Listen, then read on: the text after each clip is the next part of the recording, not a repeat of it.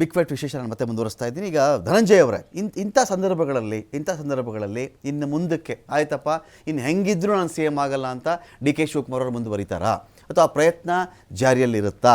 ತಾಳ್ಮೆಗೂ ಒಂದು ಮಿತಿ ಇದೆ ಅಂತ ಹೇಳಿದ್ರೆ ಏನು ಮಾಡಿಬಿಡಬಹುದು ಡಿ ಕೆ ಶಿವಕುಮಾರ್ ಅಥವಾ ಅವ್ರ ಕಡೆಯವರು? ಒಂದು ಪ್ರಶ್ನೆ ಬರಲ್ವಾ ಇಲ್ಲಿ ಅಂತ. ಇಲ್ಲಿ ಒಂದು ಪ್ರಮುಖವಾದ ವಿಚಾರ ಏನೇ ಅಂತ ಹೇಳಿದ್ರೆ, ಡಿ ಕೆ ಶಿವಕುಮಾರ್ ಅವರು ಕಾಂಗ್ರೆಸ್ ಪಕ್ಷದಲ್ಲೇ 40 ವರ್ಷಕ್ಕಿಂತ ಮೇಲ್ಪಟ್ಟು 40 ವರ್ಷಕ್ಕಿಂತ ಮೇಲ್ಪಟ್ಟು ಅದೇ ಪಕ್ಷದಲ್ಲಿ ಕಾರ್ಯಕರ್ತರಾಗಿ ಇವತ್ತು DCM ವರ್ಗುನು ಕೆಲಸ ಮಾಡಿದ್ದಾರೆ, ರಾಜ್ಯಾಧ್ಯಕ್ಷರ ಕೆಲಸ ಮಾಡಿದ್ದಾರೆ, ಮತ್ತೆ ಬೇರೆ ಬೇರೆ ರಾಜ್ಯಗಳ ಉಸ್ತುವಾರಿ ತಗೊಂಡು ಅವ್ರ ಎಲೆಕ್ಷನ್ ಮಾಡಿಸಿದ್ದಾರೆ. ಯಾವುದೇ ಒಬ್ಬ ವ್ಯಕ್ತಿ, ಅವ್ರು ಯಾವುದೇ ಬ್ಯಾಕ್ ಗ್ರೌಂಡ್ ಇರ್ಬೋದು, ಆದ್ರೆ ಒಬ್ಬ ವ್ಯಕ್ತಿ 40 ವರ್ಷ ಒಂದು ಪಕ್ಷಕ್ಕೆ ಕೆಲಸ ಮಾಡಿರುವಂತವರಿಗೆ ಒಂದು ಚೀಫ್ ಮಿನಿಸ್ಟರ್ ಪೋಸ್ಟ್ ಸಿಗಬೇಕು ಅನ್ನುವಂತಹ ಒಂದು ಸಂದೇಶ ಆ ಪಕ್ಷದ ರಾಜಕಾರಣಿಗಳು ಕೊಟ್ರೆ ಬಹಳಷ್ಟು ಅನುಕೂಲ ಆಗುತ್ತೆ ಕಾರ್ಯಕರ್ತರಿಗೆ ಅನ್ನೋದು ಒಂದು ರಾಜಕೀಯ ವಿಶ್ಲೇಷಕರ ಅನುವಾದ. ಆದ್ರೆ ಇಲ್ಲಿ ಯಾರು ಸ್ಟ್ರಾಂಗ್ ಲೀಡರ್ ಅನ್ನೋಂತ ಪ್ರಶ್ನೆ ಬಂದಾಗ ಆಸೆ ಅನ್ನೋದು ಪ್ರತಿಯೊಬ್ಬ ಮನುಷ್ಯನಿಗೂ ಇದ್ದಿದ್ದೇನೆ. ಯಾಕೆಂದ್ರೆ ಒಂದು ಪಕ್ಷಕ್ಕೆ 40 ವರ್ಷ ಕೆಲಸ ಮಾಡಿದಾಗ ಆಸೆ ಅನ್ನೋದು ಹೋಗೋದಿಲ್ಲ. ಸೊ ಹಾಗಾಗಿ ಆಸೆ ಅನ್ನೋದು ಮನುಷ್ಯಂಗೆ ಇದ್ದೇ ಇರುತ್ತೆ, ಅದರಲ್ಲೂ 40 ವರ್ಷ ಕೆಲಸ ಮಾಡಿದವ್ರಿಗಂತೂ ಜಾಸ್ತಿ ಇದ್ದೇ ಇರುತ್ತೆ.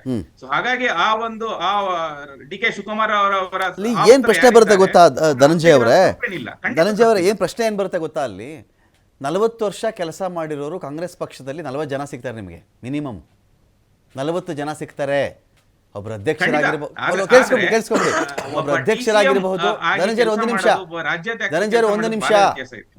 ಒಬ್ಬರು ಅಧ್ಯಕ್ಷರಾಗಿರಬಹುದು, ಒಬ್ಬರು ಸಚಿವರಾಗಿ ಕೆಲಸ ಮಾಡಿರಬಹುದು, ಒಬ್ಬರು ಜಾತಿ ಮುಖಂಡರ ಕೆಲಸ ಮಾಡಿರಬಹುದು. 40 ಜನರಲ್ಲಿ ವೈ ಡಿ ಕೆ ಶಿವಕುಮಾರ್, ಆ ಪ್ರಶ್ನೆ ಇಟ್ಕೊಳ್ಳೋದು ಒಂದು ಭಾಗ. ಈಗ ಡಿ ಕೆ ಶಿವಕುಮಾರ್ ಅವ್ರು ಮಾಡಿದ್ರೆ ಅವ್ರಿಗೆ ವಿರುದ್ಧ ಇರತಕ್ಕಂಥವ್ರು ಒಂದು ಬಂಡಾಯ ಇದ್ದರೆ, ಒಂದು ಸ್ಟೇಟಲ್ಲಿ ಅಧಿಕಾರವನ್ನೇ ಕಳ್ಕೊಳ್ಳೋ ಪರಿಸ್ಥಿತಿ ಬಂದರೆ ಅದು ಓಕೆನಾ ಅಂತ ಕಾಂಗ್ರೆಸ್ ಹೈಕಮಾಂಡ್ ಯೋಚನೆ ಮಾಡಲ್ವಾ? ಖಂಡಿತ ಎರಡೂ ಆಂಗಲ್ ಅಲ್ಲಿ ಯೋಚನೆ ಮಾಡಿ. ಯಾಕಂದ್ರೆ ಸಿದ್ದರಾಮಯ್ಯ ಅವರು ಸಹ ಕೆಲವೊಂದು ವಿಚಾರಗಳಲ್ಲಿ ಅವರು ಸಹ ಒಳ್ಳೆ ಆಡಳಿತವನ್ನ ಕೊಟ್ಟಿದ್ದಾರೆ. ಸೊ ಹಾಗಿದ್ದಾಗ ಎರಡೂ ಒಂದು ಟಗ್ ಆಫ್ ವಾರ್ ಇದ್ದೇ ಇದೆ ನಮ್ಮ ಕರ್ನಾಟಕದಲ್ಲಿ. ಆದ್ರೆ ಹೈಕಮಾಂಡ್ ಏನಿದೆ ಅದು ಸೂಕ್ತ ನಿರ್ಧಾರ ತಗೊಂಡು ಈ ಒಂದು ಪ್ರಾಬ್ಲಮ್ ಸಾಲ್ವ್ ಮಾಡಿದ್ರೆ ಜನರಿಗೆ ಅನುಕೂಲ ಆಗುತ್ತೆ. ಅಂದರೆ ಈಗ ಹೈಕಮಾಂಡು ಈಗ ಏನು ಮಾಡ್ತಾ ಇದೆಯೋ ಇದೇ ಸೊಲ್ಯೂಷನ್ ಅಂತ ನಾನು ಕೇಳ್ತಾ ಇರೋದು. ಈಗ ಅಪಾಯಿಂಟ್ಮೆಂಟ್ಗಳನ್ನು ಕೊಡದೆ, ಯಾಕಂದರೆ ಎದುರಾ ಬದ್ರಾ ಕೂತ್ಕೊಂಡ್ಬಿಟ್ರೆ ಒಂದು ಉತ್ತರ ಕೊಡಲೇಬೇಕು. ಇಲ್ಲ ಮಾಡ್ತೀನಿ ಅಂತಾದರೂ ಹೇಳಬೇಕು, ಇಲ್ಲ ಮಾಡಲ್ಲಪ್ಪ ಅಂತಾದರೂ ಹೇಳಬೇಕು. ಎಷ್ಟೋ ಸಲ ಈ ಪ್ರಯತ್ನಗಳಾಗ್ಬಿಟ್ಟಿರ್ತವೆ. ಹೈಕಮಾಂಡಿಂದ ಉತ್ತರ ಬಂದಾಯ್ತಾ? ಡಿ ಕೆ ಶಿವಕುಮಾರ್ ಅವ್ರಿಗೆ ಮುಖ್ಯಮಂತ್ರಿ ಪಟ್ಟ ಸಿಗಲ್ವಾ ಅಂತ ನನ್ನ ಕ್ವಶನ್.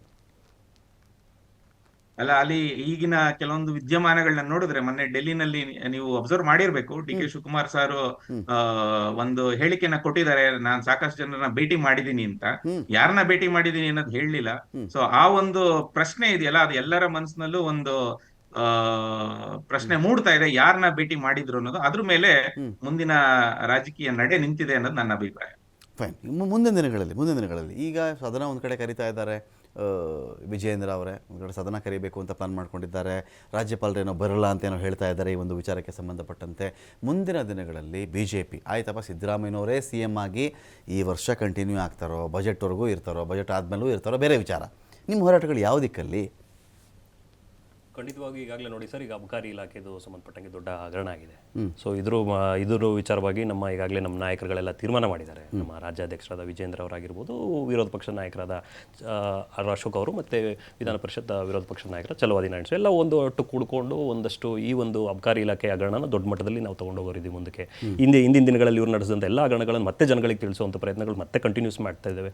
ಯಾಕಂದರೆ ಇವರೇ ನಿರಂತರವಾಗಿ ಡೈಲಿ ಹಗರಣಗಳು, ಭ್ರಷ್ಟಾಚಾರಗಳು, ಏನು ಅಧಿಕಾರಿಗಳಿಗೆ ಕಿರುಕುಳ ಬೇರೆ ಬೇರೆದು ಬರ್ತಾನೆ ಇದೆ. ಹಂಗಾಗಿ ಮತ್ತೆ ಜನಗಳಿಗೆ ನೆನ್ಪು ಮಾಡೋ ಒಂದು ಕೆಲಸಗಳನ್ನ ಪುನಃ ಮಾಡ್ತಾನೆ ಇದ್ದೀವಿ.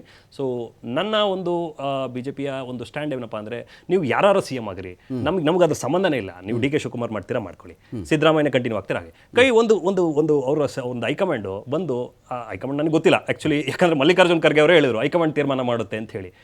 ಹೈಕಮಾಂಡ್ AICC ಅಧ್ಯಕ್ಷರು ಅವರೇ ಹೇಳ್ಬಿಟ್ರು ಹೈಕಮಾಂಡ್ ತೀರ್ಮಾನ ಮಾಡುತ್ತೆ ಅಂತ ಹೇಳಿ. ಹಂಗಾಗಿ ಯಾರು ತೀರ್ಮಾನ ಮಾಡ್ತಾರೋ ಕಾಂಗ್ರೆಸ್ ಅಲ್ಲಿ ನಮ್ಗೆ ಗೊತ್ತಿಲ್ಲ. ಯಾಕಂದ್ರೆ ಒಬ್ಬ AICC ಅಧ್ಯಕ್ಷರೇ ಆ ಥರ ಹೇಳಿದ್ರು ಅಂದ್ರೆ ಅವ್ರು ಹೇಳ್ಬೋದಾಗಿತ್ತು, ನಾವು ಹೈಕಮಾಂಡ್ ಅಲ್ಲಿ ಕುತ್ಕೊಂಡು ತೀರ್ಮಾನ ಮಾಡ್ತೀವಿ ಅನ್ನೋದಕ್ಕೂ ಹೈಕಮಾಂಡ್ ತೀರ್ಮಾನ ಮಾಡೋದೇ ಅನ್ನೋದಕ್ಕೂ ಬಹಳ ವ್ಯತ್ಯಾಸ ಇರುತ್ತೆ ವರ್ಡ್ಗಳಲ್ಲಿ. ಸೊ ಹಂಗಾಗಿ ಯಾರು ತೀರ್ಮಾನ ಮಾಡ್ತಾರೋ ನಮ್ಗೆ ಗೊತ್ತಿಲ್ಲ. ಸೊ ಆದಷ್ಟು ಬೇಗ ತೀರ್ಮಾನ ಮಾಡಿ. ಈಗ ನೋಡಿ, ಜನಗಳು ನಿರಂತರವಾಗಿ ಸಮಸ್ಯೆಗಳು ಎದುರಿಸ್ತಾ ಇದ್ದಾರೆ. ಈಗಾಗಲೇ ನಮ್ಮ ಸಾಮಾಜಿಕ ಕಾರ್ಯಕರ್ತರು ಹೇಳ್ತಾ ಇದ್ರು, ರಾಜ್ಯದೆಲ್ಲ ಕಡೆಗೂ ರಸ್ತೆ ಗುಂಡಿಗಳು ಬಿದ್ದಿದೆ, ಸೊ ಅದ್ರ ಕಡೆ ಗಮನ ಹರಿಸಿ. ಸೊ ಬಹಳಷ್ಟು ನಿರಂತರವಾಗಿ ಏನು ಜನಗಳು ಬಹಳಷ್ಟು ಸಮಸ್ಯೆಗಳು ಅನುಭವಿಸ್ತಾ ಇದ್ದಾರೆ. ಸೊ ಅದಕ್ಕೆಲ್ಲ ಒಂದು ಪರಿಹಾರ ಕೊಡುವಂಥ ಕೆಲಸ ಮಾಡಿ. ಖಂಡಿತವಾಗಿ ನಾವು ವಿರೋಧ ಪಕ್ಷವಾಗಿ ನಾವು ವಿರೋಧ ಮಾಡ್ತಾ ಇದೀವಿ. ನಿಮ್ಮಂತ ನೀವು ನಡೆಸಿದಂಥ ಎಲ್ಲ ಹಗರಣಗಳಿಗೂ ವಿರೋಧ ಮಾಡ್ತಾ ಇದ್ದು ಬಿಟ್ರೆ ನೀವು ಒಳ್ಳೆ ಕೆಲಸ ಅಭಿವೃದ್ಧಿಗಳ ಕೆಲಸ ಮಾಡಿ ನಾವು ಖಂಡಿತವಾಗಿ ನಾವು ಸಹಕಾರ ಕೊಡ್ತೀವಿ. ಅದ್ ಬಿಟ್ಬಿಟ್ಟು ನೀವು ಇದನ್ನೇ ಮಾಡ್ಕೊಂತ ಕೂತ್ಕೊಂಡ್ರೆ ಜನ ನಿಜವಾಗ್ಲೂ ಖಂಡಿತ ಬೇಜಾರಾಗಿದ್ದಾರೆ. ತುಂಬಾ